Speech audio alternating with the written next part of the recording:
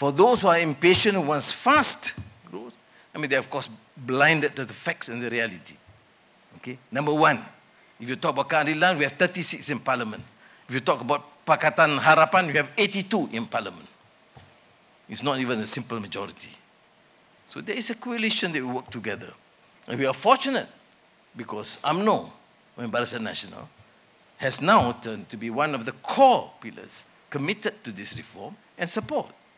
But you can't take things for granted because the process of negotiations, discussions, engagement is important. Why do I stress this point? Because it is relevant in what we say.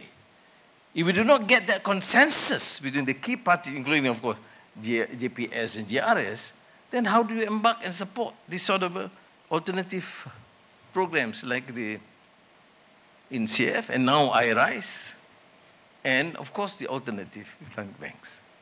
I don't know whether it seems to be relevant. Like if it's not relevant, doesn't matter.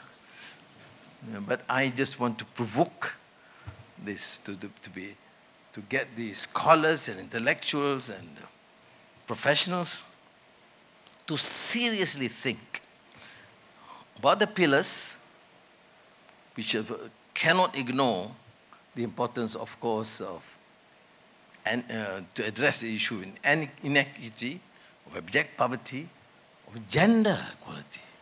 You see? Malaysia is quite fortunate, but at least you have some recognition. But this is not the case. This is not the norm in Muslim countries.